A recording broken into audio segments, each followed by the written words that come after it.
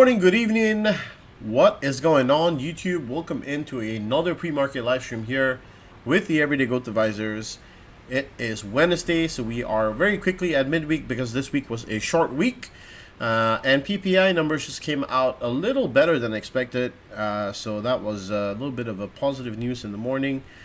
We had actual coming out about 6.2% versus the 6.8 forecast. Remember, PPI is the producer's price index, which goes hand in hand with the CPI. So showing us that once again on the producer's side, prices are a little better. Retail sales, though, were a little worse than expected at minus 1.1% versus the forecast at 0.9%, which means that there is still a little effect on the economy in terms of sales. So whether it's driven by goods and services or goods, we'll have to see the breakdown of that. Continuing on with our discussion for the markets, and we have been kind of covering this since yesterday. I did a special live stream yesterday because it was this week was short. I did one on Tuesday, and today is Wednesday stream. So the next one will be on Friday. We continue to kind of test this $4,000 level, and next stop is going to be 4,060 if we get a continuation of a melt up. Now, the question is if the melt up is going to continue, and we are really seeing a lot of these moves still hold above 4,000.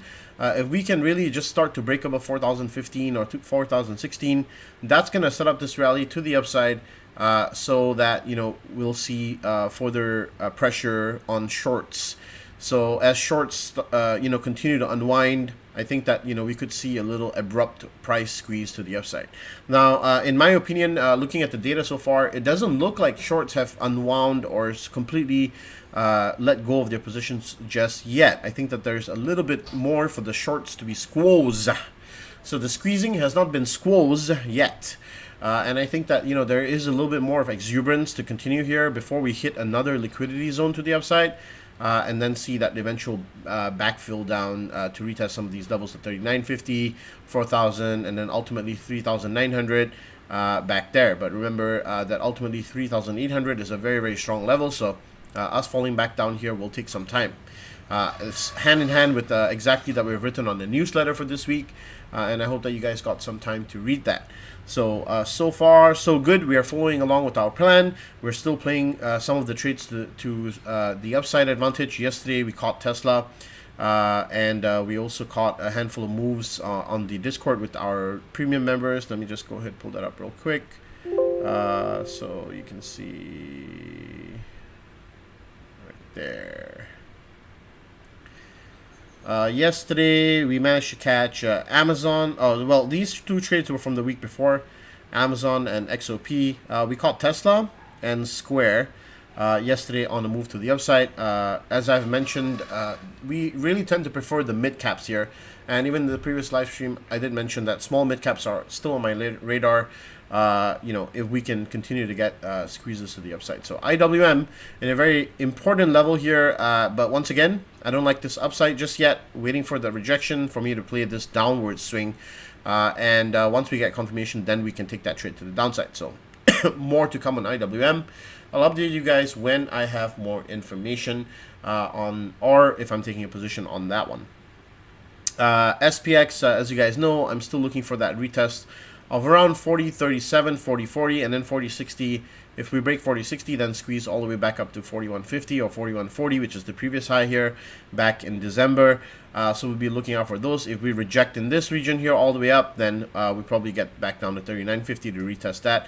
NASDAQ, as I mentioned in the previous live stream, still had a little bit of room to go. We were here, and I did mention that we are looking to retest this 11,670 before we see any kind of downside movement. So we'll see if we can retest the 11,670 or $11,700 level, which is the key 38.2 retracement here, which we'll be looking at in this session to come. Not to mention gold still continuing its upside with the dollar continuing to sell off here this morning on more of that soft landing narrative and yada yada that I mentioned on the newsletter, continuing to dominate the headlines, continuing to dominate the FinTwit world.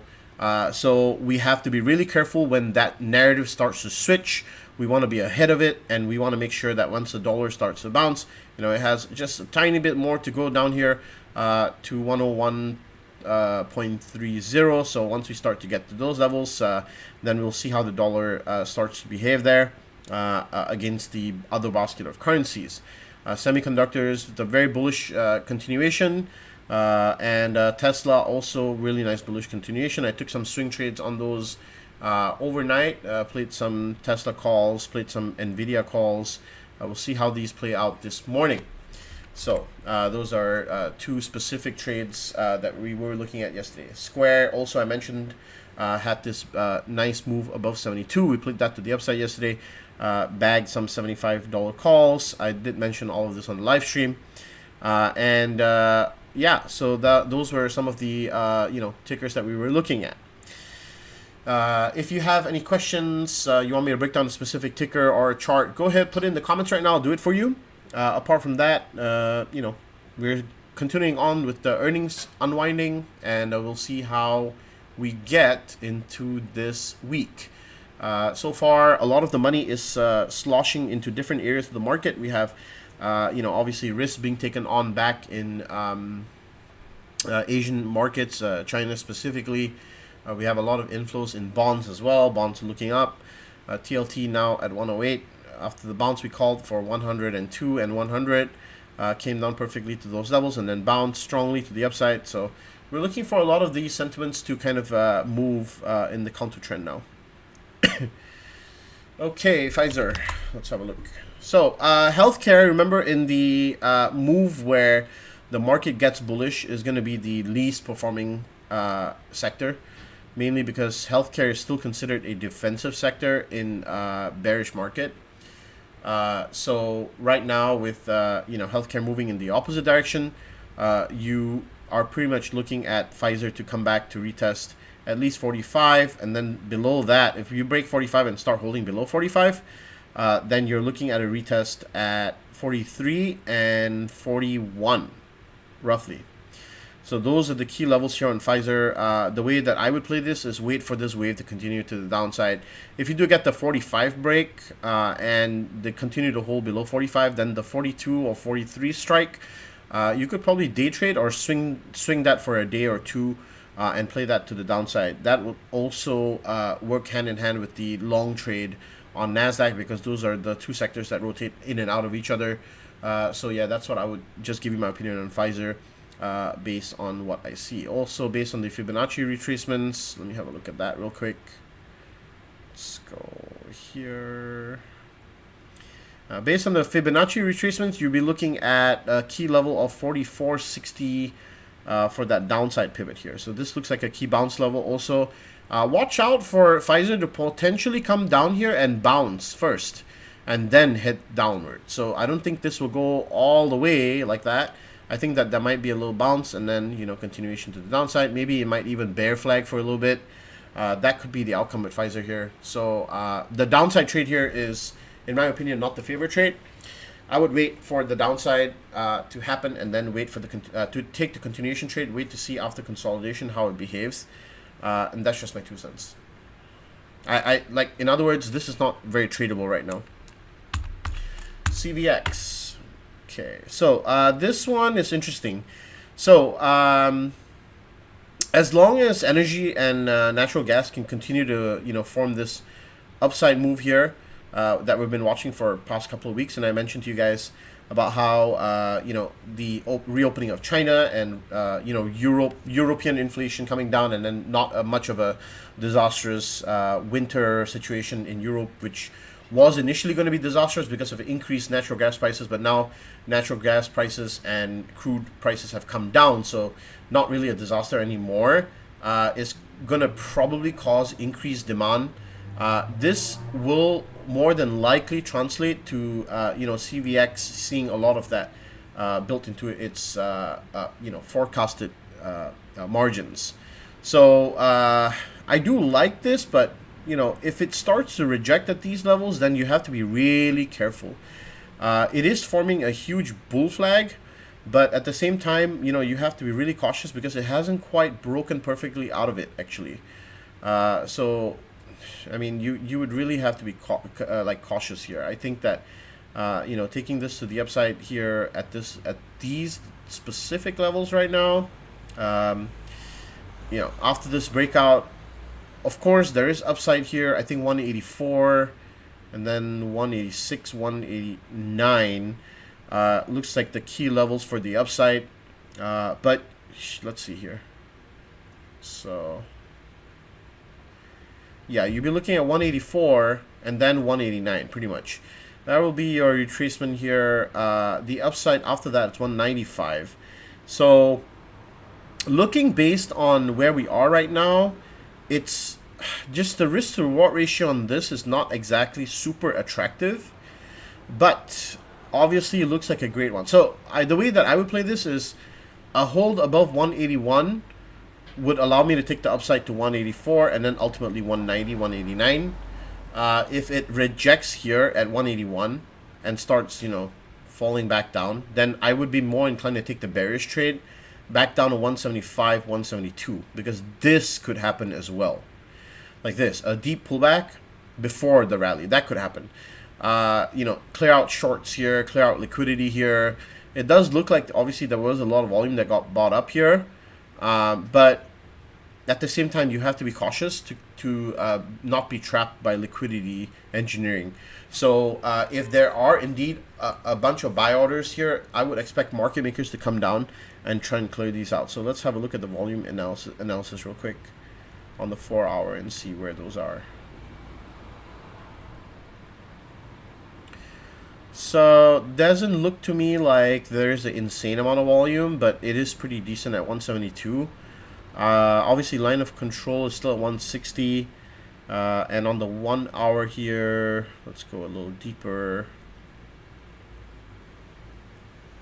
Let's see this.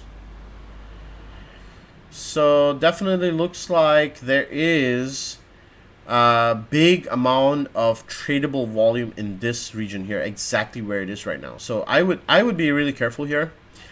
Exercise caution. If it rejects here, it's going to fall back down to 175 and then ultimately 174 and then 172, which is the levels that I'm telling you about. However, if it breaks past this level, gets above 181, 182, then, you know, there is a lot of liquidity, very little liquidity here to stop this to the upside. So that's the way I will play it. This pivot where it is right now, it's a very important pivot. So I hope that's helpful to you in this analysis. Okie dokie. All right, any other questions? While you're at it, make sure that you smash the like button, guys. Truly appreciate you guys taking the time out. And, you know, yeah, just if you can, take a second out of your day, hit that like so that the stream is shared with other people. So, apart from that, I have nothing else for you guys. If you don't have any questions, then I'm going to just end the stream right here. And bid you guys a good day. And make sure that you are managing that risk. Make sure you're keeping it tight. You don't want to be over trading risk here. Hood. Okay, let's do hood. Hood. Are you? Oops. Okay, this one. This one's been in a very large bottoming pattern. Okay, I'm guessing that you're asking me if this is good to the upside. It'll be good if you mention your bias, so that I know.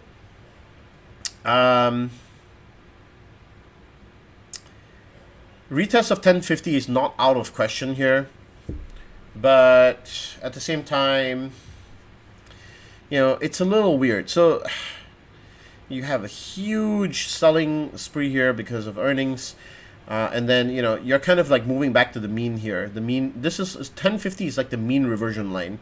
So prices are like magnating between these upper bounds and these lower bounds, coming back here, right?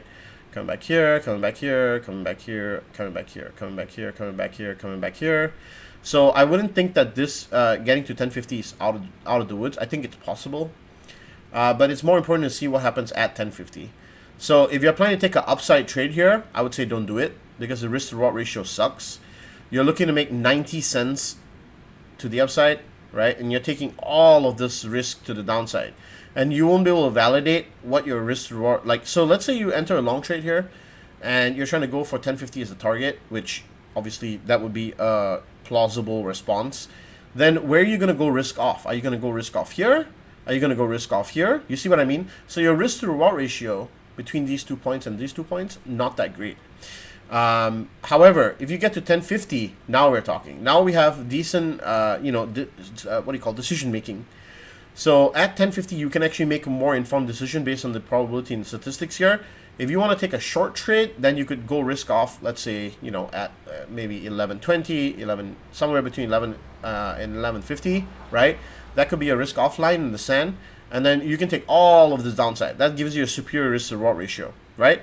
Or if you want to play the 1050 breakout and then the bounce on it, that also, if you go risk off at around, let's say $10 or $9.60, where it is right now, then you get 1 is to at least 2 to 3, 1 is to 2 roughly, maybe 2.5, right? 2.5, 1 is to 2.5 risk to reward ratio on the upside after the 1050 bounce. So I like that scenario better than trying to play this scenario right now, and that's just my 2 cents worth. So always remember, look at it from the risk to reward ratio standpoint. Look at it from the planning. See if it makes sense in terms of just the risk to reward ratio first, and then after you have made sense of that, you can dive into the technicals, dive into everything else. You realize I don't even have any technical indicators on my charts. So yeah. Plug, if pushed through $18, a little farther of a swing. Let's have a look. I did see plug running a little bit, right? Yeah, it did run a little bit. Okay. Let me see here. 1 second. So this one. Okay, hold on. Let me just delete this and delete this, and then at the same time, this is a weekly chart. Let's see. Has it been in? No, this has not been a very strong downtrend. But I believe that. Let's see here.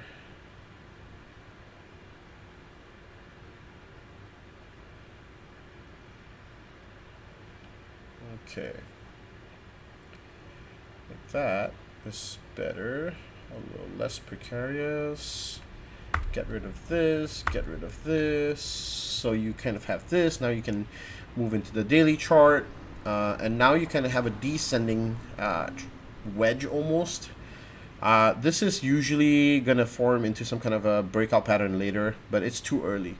Okay, so now you have a couple other key pivot points here. This is a key pivot point right here. Let's see. Okay, that's a very key pivot point. Demand obviously came in over here. You have a demand zone right here. Okay, so similar situation to Hood with this one. Upside is to $18.36. And obviously, running up to the top of this trend line is not out of the woods, like getting up to 22 or so. So the push up to $18, not out of the woods, I think. Push through 18 a little farther of a thing. So I'm guessing what you're saying is you wanted to push through 18 and all the way up to this trend line for the rejection, and then, play this little position like that. I think you have to see what happens at $18. And then also from there, the risk to reward ratio to the upside once you are at 18 is not a really good setup in my opinion. But what you can do is see how it reacts at 18, right? See how it reacts at 18.36 and then make your decision from there. That's the way I would do it. Obviously, don't play the upside right now because you're literally fighting for $1 upside, which is not really a good risk to reward ratio. So if you're planning to take a swing, I'd see wait for it to either reject 18 and then you have your downside swing, or you wait for it to break above 18 and then hold above 18 for this upside. But the upside's capped at around 22. So if you're gonna go take the upside swing, let's say for example that's a $4 upside, you want to keep your downside to be at 16 capped off. 16.30 for example. So you would go risk off around 16.30 and then keep your upside to 22. That keeps your risk to reward ratio 1:2. That's a decent risk to reward ratio outcome. But if then that 18 rejects, right, 18.36 rejects, then what you can do is take that swing to the downside. Your risk off goes around $20. So you have maybe about let's say you could even go a little higher than 20, so maybe about 21.50 or so.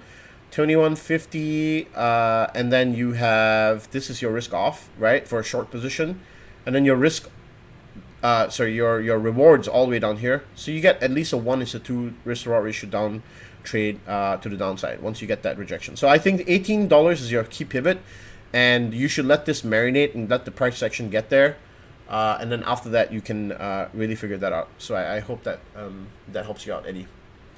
Jets weekly seems to be a broken downtrend. It's a good time to go long. Let's have a look. Good questions today, guys. I appreciate it. Honestly, really good ones. These are good questions, and I appreciate you guys giving me your bias. It helps me make the analysis a little better. Okay, so with Jets, I've been watching this for too long now. Look at this. It's been consolidating and consolidating and consolidating in this weekly pennant. Okay, and this obviously looks interesting and intriguing to me now. Airlines have been kind of rallying a little bit now that margin compressions have been improving, and I think that this fake out here, this looks like the liquidity sweep. Actually, this looks now starting to look bullish. Okay, so what is the line in the sand here? So 2080. Wait, let's see here. 2059 or so, right? 2059 is going to be the line in the sand here. So what do we want to see here? If you want to see a bullish breakout, okay, so sorry, I apologize. 2077, okay? It's at 2059.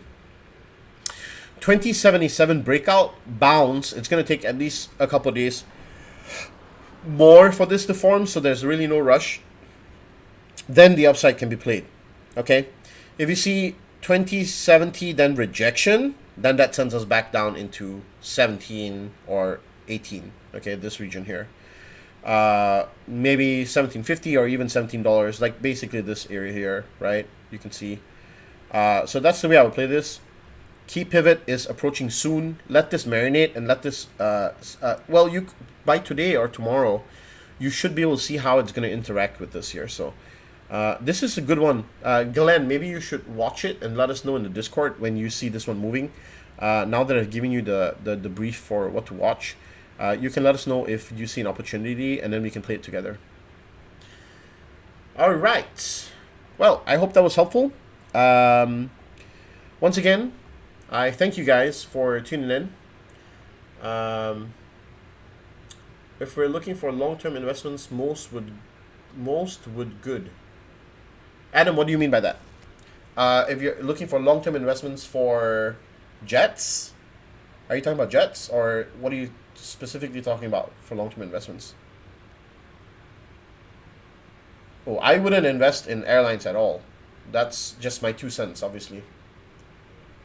They're very competitive industry and very slim margins. My advice is not to buy airlines at all. But, I mean, to each their own. If you think that you want to buy into them for a long-term investment, then, this would be an ideal time, obviously, because they're, pulling out of the nosedive that they've been in. But my advice is don't buy airlines. They suck as long-term investments. They're a very competitive industry. There's too many competitions. There's no monopoly. There is no competitive advantage for any one of them. Margins are shit. And yeah, it's just not a very good basis to build a business off, to be honest. So, that's my 2 cents. All right. I'm going to hop off here and get to trading with the live team on Discord. If you're still wondering where to find us, look at the description. You'll be able to find the Discord sign up on there. Also, exactly, let's say 2 weeks to the launch of the new course. I hope that you guys are excited for that. So more info on that, maybe on Friday or next week, Monday. Excited about it. And I'll see you guys on Friday, guys. Have a good trading session, and peace. Take care. Bye-bye. Thanks for the good questions, by the way.